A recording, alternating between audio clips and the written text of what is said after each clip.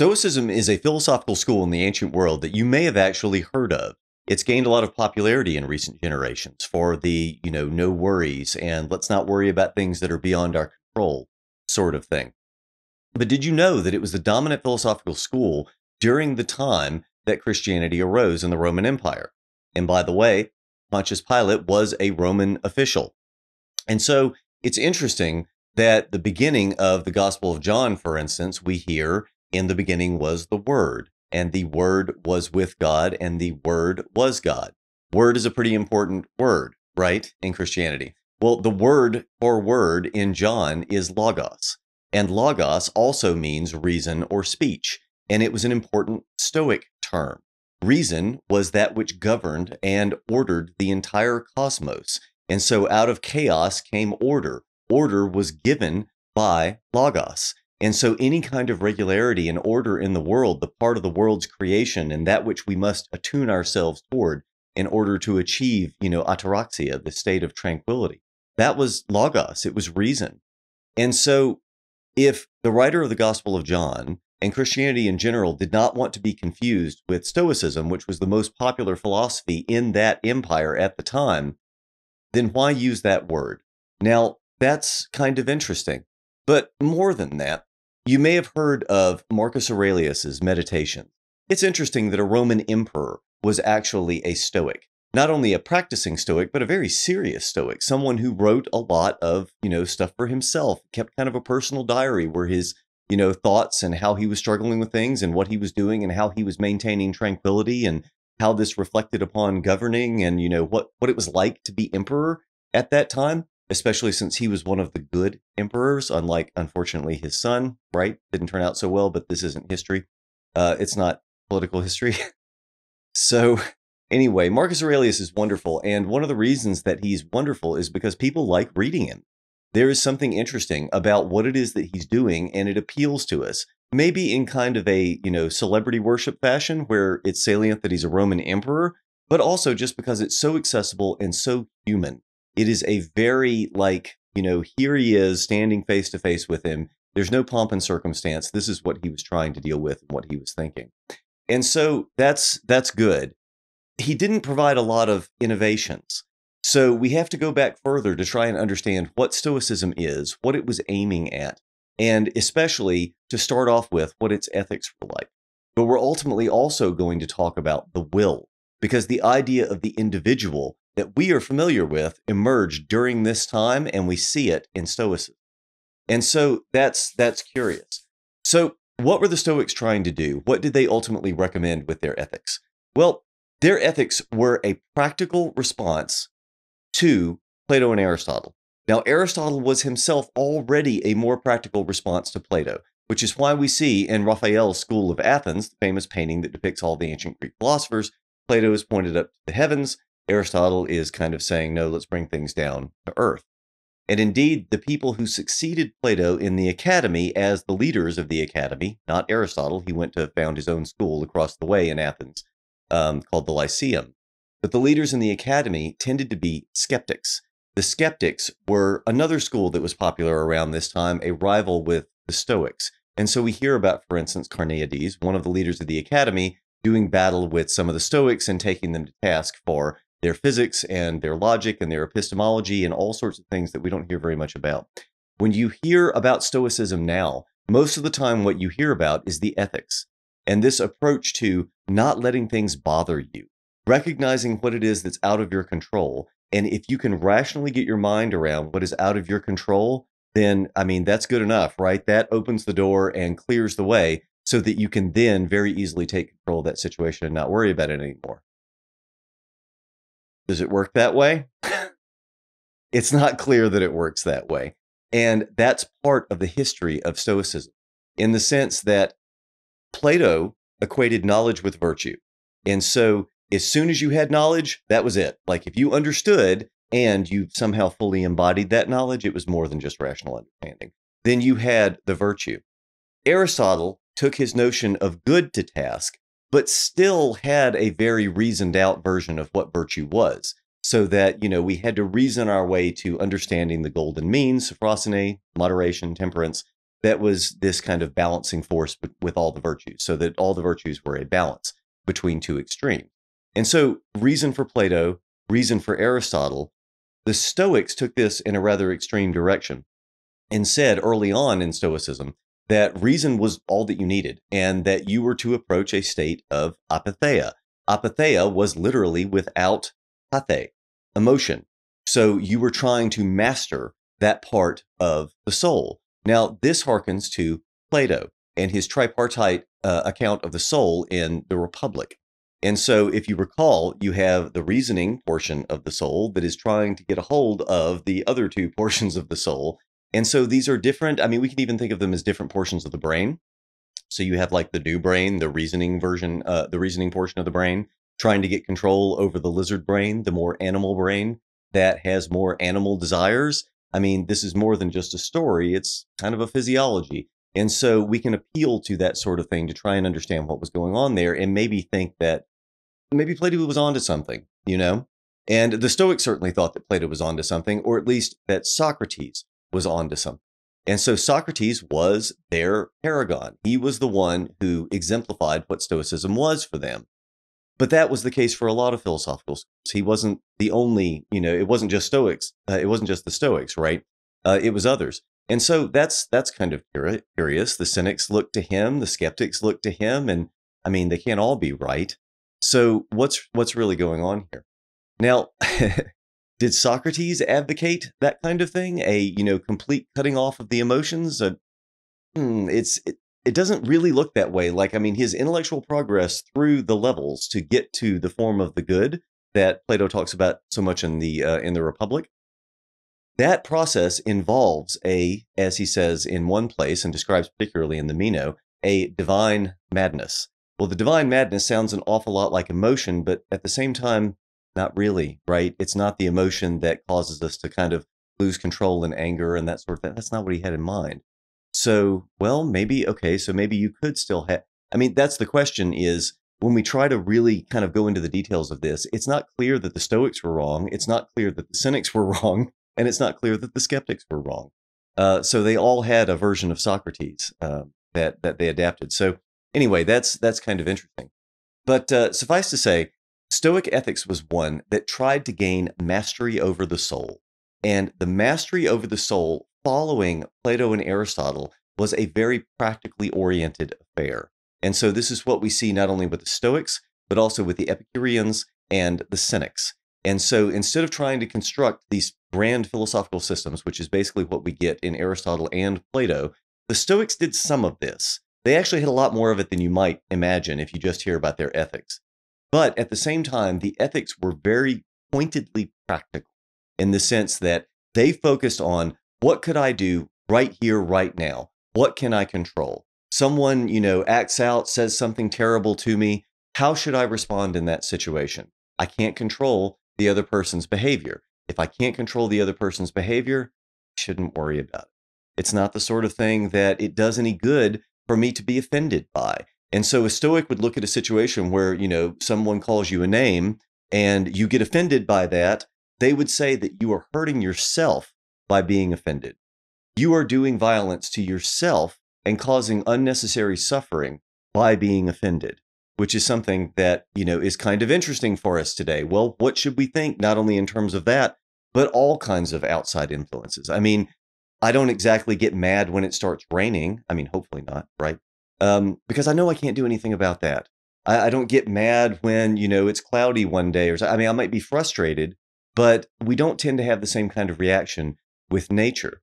But with people, we're indignant. We're morally indignant as it, kind of how could you sort of thing.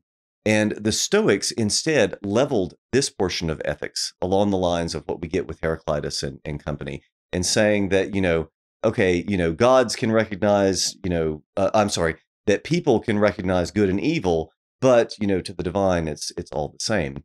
And for the Stoics, all of the outside events are morally neutral in the same way that the rain is morally neutral.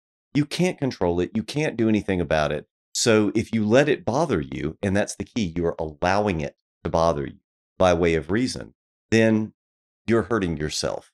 And so a lot of Stoic ethics surrounds this awareness and then trying to curry a habit, a strength of being able to resist that temptation to follow those habits of thought and feeling, and then let them run away with you so that you then become hurt and offended and perseverate and do all of the things that we don't like, regretting the past and anticipating and fearing the future and all of that kind of stuff. The Stoics are going to look at all of these things and say, you can't do anything about them. Don't worry about it. Only focus on the things right here, right now, you can do something about. Plan, sure, that's fine. But there's no reason to become overly attached to that because you can't completely control it. So do what you can and then let it go. And that's very much the kind of thing that appeals to people today. And it has appealed to people, especially in the last 150, really 200 plus years. And so the reason I say this is because we first started seeing translations of Indian scriptures into English that were popularly available and into the vernacular in general, and in Europe they were popularly available around the late 1700s. And then by the early 1800s, we saw more of a proliferation of this kind of thing. We had translations of more of these texts available, and then it started naturally. We saw it in philosophy. We saw it with Schopenhauer, who seemed awfully close to Buddhism, and then Nietzsche, who's very close to Heraclitus and not very close to Plato and Aristotle and the usual people in the canon. And so we see a significant departure around this time, and then Zen comes into the West and to the United States and whatnot, and there's a lot of Eastern influence. Well, that Eastern influence is very similar to what we get in Stoicism. And so Stoicism itself, if you're reading Marcus Aurelius, you might easily get the impression that, wow, this is, very similar to Buddhism. It's very similar to Taoism, very similar to Zen. It's very similar to Upanishadic Hinduism, Vedanta, and whatnot. And indeed it is, because it is a practice that is focused upon, let's solve the problem. Let's figure out how to deal with the suffering right here, right now. And that suffering is not something that we're going to philosophically theorize our way out of. So contemplation, but not for the service of theory, as with Plato and then to some extent Aristotle, but contemplation to try and figure out, to try and reason through, what can I control, what can I not control? So a Stoic would look at a situation where they reacted badly and try and take that apart and say, okay, what did I do that I didn't have to do? What was under my control that I may not have realized? Could I have reacted differently? How much more could I have been like Marcus Aurelius or Seneca or Epictetus? I mean, Epictetus, we hear, was, being beaten by, he was a slave. Epictetus was a slave turned, Stoic philosopher who became well known. And Epictetus was being beaten by his master at one point, we hear. And he looked at him and said, look, if you keep doing that, you're going to break my leg, kind of indifferent. And he kept doing it. He broke his leg, and Epictetus looked at him and said, see, told you. And that was it. The idea is that, even to the level of physical pain, even to the level of losing things that are very dear to you, the Stoics said it is better not to worry about it. And so it is better to find a way of living so that you don't worry about any of these things. So that implies a lot in terms of simplicity and attitudes toward possessions and attachments and whatnot. But the key there is that it points to self-sufficiency. And self-sufficiency became a big point of emphasis in the more practically oriented schools of thought after Aristotle. And so for all of them, for the Cynics, for the Epicureans, for the Skeptics, and for the Stoics, they were very much focused on how do we live well right here, right now? Not how do we create a theory of living well, but how do we actually do it? What does it look like to actually do it? And it wasn't just them who were focused on the practical details. This is something that we can already kind of see happening with Aristotle. So Plato makes an allusion to, like I said, divine madness and, something that looks an awful lot like grace in Christianity. So you can't control it. You don't know when it's coming. And then boom, it just kind of happens and it's great. And Aristotle put a lot more detail to this and said, no, we can do better than this. It's also habit. We can change our desires by habit. We can change a lot of the way that we react to things by habit. We can diffuse habits that are problematic for us by recognizing that, okay, if I attune myself to what's going on, if I actually pay attention to what's going on, that can be enough sometimes to interrupt that habit and make it to where I don't suffer after that point. And so a lot of the point with Aristotle in his Nicomachean Ethics was on habit, hexis. And so that practice gave us a lot more detail than what Plato gave, but the Stoics took this even further and said almost, look, that's really what matters. And that's the kind of thing that's going to get us there. So let's elaborate on that. Not just habit, but also habit in the service of what? What are we specifically trying to do? It's not just the classical virtues. That's not enough. It's something more like, certain emotions and certain reactions and attachments and so on. And so the Stoics very much made a much more interior focused philosophy with respect to what practically were they trying to change and how were they trying to change it. And so it started looking a lot more like a modern version of therapy or an ancient version of Buddhism. And so maybe this isn't a coincidence. Aristotle tutored Alexander the Great. Alexander the Great went into India, conquered as far as into India, and then came back. And so we could expect some kind of cultural transmission. Is that what's going on? I don't know. It's also very similar to what we get with the pre-Socratics to some extent, but the practical focus is arguably new. So anyway, the self-sufficiency thing is very interesting because Plato seemed to imply that we were able to do this. It was better through conversation, and we kind of had to be together. And Socrates said good things about the city, especially in the Crito and whatnot in the Apology, where he stayed in the city even though it was executing him. And then Aristotle admitted that, well, okay, we have to have a little bit of luck, a little bit of fortune, okay, and to be able to really live well. And the Stoics were almost reactionary with this and said, no, we can get there by reason. And reason is what you need. Plato had it right to begin with. Socrates had it right to begin with. And so they were very hard-nosed with this. And it wasn't until Chrysippus, a little bit later in Stoicism, a century or so later, that we start seeing a softening of this, as if to say, well, okay, maybe there's more than one competing force going. Reason is not necessarily going to be the only game in town. And so that's what we start to see. And then later on, even more so, like, well, okay, maybe it's, good. It's okay as long as we, understand it. It's okay to own certain things or have certain things or do certain things as long as we don't, become attached to them. And so this is coincidentally about the same time in history in ancient Greece as what we see with the emergence of Mahayana Buddhism in India around 100 BC, where we hear about, Vimalakirti and whatnot. Vimalakirti was a householder. He was someone who, had a wife and family and social duties and things, and he was still able to become enlightened. And he was the one taking the monks to task and schooling them on things. And that's very interesting. And so we get this implication then, even in the West with ancient Greece and then ancient Rome with Stoicism, that you can do it yourself. And, by the way, you can do it even if you are a slave or an emperor or a soldier or a whatever. So I think that's kind of interesting. And this tells us something about why it is that it's popular now. So you may have heard of James Stockdale, now Admiral James Stockdale, and he was someone who was a prisoner of war, and this is 50 plus years ago now. He was a prisoner of war, and we're told that his stoicism was part of what helped him get through. And mind you, it was already popular before that. This was already the direction that the culture was headed. But this very much, gave it a kind of boost and then a figure to associate with it. And it has become even more popular. And you can see this in, for instance, engrams. If you look at how often words appear in publications, not only books, but also online sources, what people are talking about, comments they're leaving and whatnot, and the kinds of, media that they're taking in. Well, that points in the direction of Stoicism becoming more popular. It tells you that it's resonating with people now for some reason. This is appealing to people for whatever reason. And that's something that we should pay attention to. So I hope this is helpful as a kind of introduction to what the Stoics were trying to do. Move towards apatheia with an emotionless state, moving away from the emotions that are harmful to us, almost a kind of saying no to what it is that is human. That would be interesting and would be very different than what we get in Aristotle and Plato.